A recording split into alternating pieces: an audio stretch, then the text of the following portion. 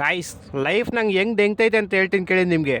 ಮೊನ್ನೆ ನಾನು ಟ್ರೈನಲ್ಲಿ ಟ್ರಾವೆಲ್ ಮಾಡ್ತಿದ್ದೆ, ನಮ್ಮ ಫ್ರೆಂಡ್ ಮದ್ವೆಗೆ ಹೋಯ್ತಿದ್ದೆ. ನನ್ನ ಸೀಟಲ್ಲಿ ಕೂತಿದ್ದೆ. ನನ್ನ ಮುಂದಿನ ಸೀಟಲ್ಲಿ ಸುಂದರವಾಗಿರೋ ಒಂದು ಹುಡುಗಿ ಅವ್ರ ಅಮ್ಮನ ಜೊತೆ ಕುಂತಿದ್ಲು. ನಾನು ಅವಳನ್ನ ನೋಡ್ತಿದ್ದೆ. ನೋಡ್ತಾ ನೋಡ್ತಾ ನಂಗೆ ಸಡನ್ ಆಗಿ ಸುಸ್ಸುಗ್ ಅರ್ಜೆಂಟ್ ಆಯ್ತು. ನಾನು ಹೇಳ್ಬಿಟ್ಟು ಸುಸ್ಸುಗ್ ಹೋಗ್ಬೇಕಂತ ಬಾತ್ರೂಮ್ಗೆ ಹೋದೆ. ಅಲ್ಲೋಗಿ ನೋಡಿದ್ರೆ ಯಾವನ ಗೋಳಿ ಮಗ ಎಷ್ಟು ದಿವಸ ಆಯ್ತು ಯೋತಿ ಗೊತ್ತಿಲ್ಲ, ಒಂದ್ ವಾರದೆಲ್ಲ ಸೇರ್ಸ್ ಒಂದೇ ದಿವಸ ಯೋತಿ ಗುಡ್ಡೆ ಮಾಡ್ಬಿಟ್ಟು ಹಂಗೆ ಹೋಗ್ಬಿಟ್ಟು ನೀರು ಹಾಕಿಲ್ಲ.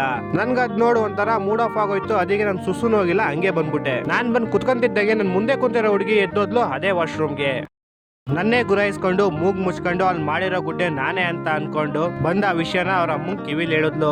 ಇವಾಗ ಅವಳು ಅವ್ರ ಅಮ್ಮ ನನ್ನ ಹೆಂಗ್ ನೋಡ್ತವ್ರೆ ಅಂದ್ರೆ ನನ್ ದೊಡ್ಡ ಗಲೀಜ್ ನನ್ ಮಗ, ನಂಗೆ ಕಾಮನ್ ಸೆನ್ಸ್ ಕೂಡ ಇಲ್ಲ.